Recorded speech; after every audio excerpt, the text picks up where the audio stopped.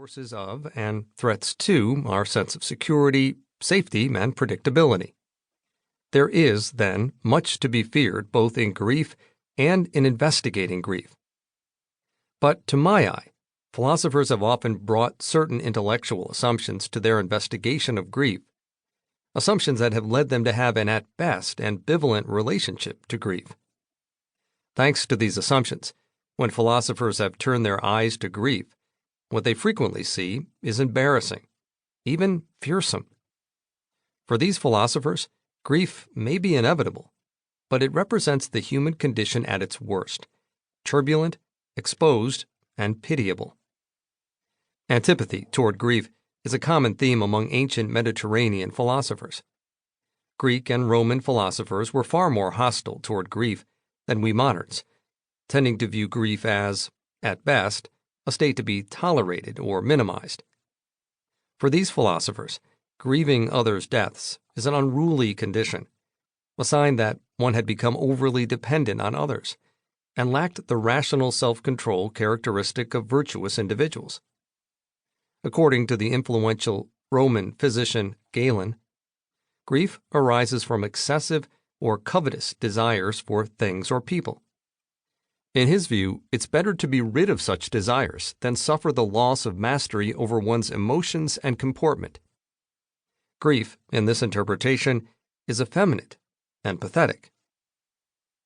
In Plato's Republic, Socrates acknowledges that decent people will grieve their losses, but insists that they should still find their grief shameful and try to moderate its public expression.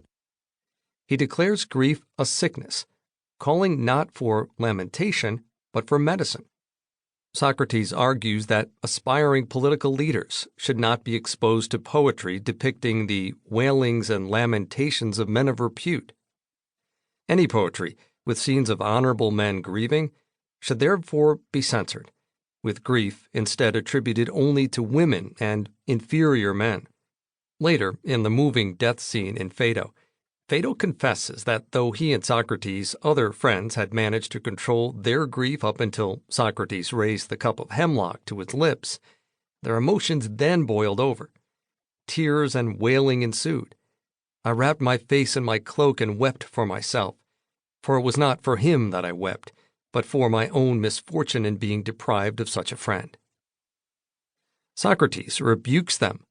What conduct is this, you strange men? I sent the women away chiefly for this very reason, that they might not behave in this absurd way. As Scott Labarge explains, authors in this tradition understood that grief is natural, but tended to see their own grief, past or present, as evidence of a weakness that must be overcome, or an error that must be corrected.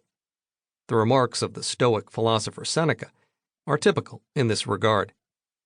Let not the eyes be dry when we have lost a friend, nor let them gush.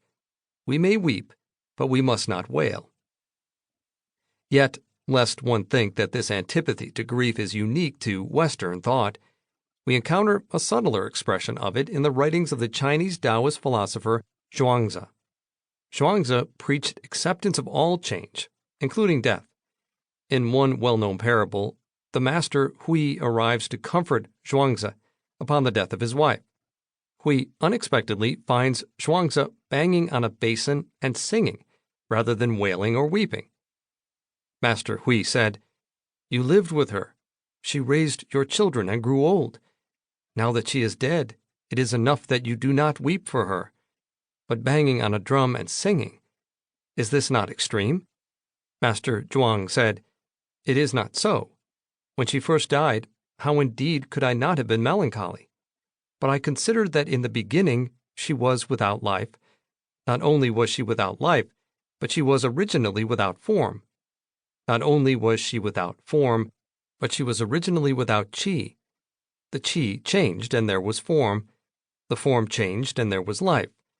And now there is another change, and there is death.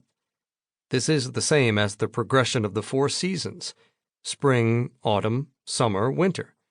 Moreover, she sleeps now, reclining in a giant chamber. If I were to have accompanied her, weeping and wailing, I would have considered myself ignorant of destiny. So I stopped." Admittedly,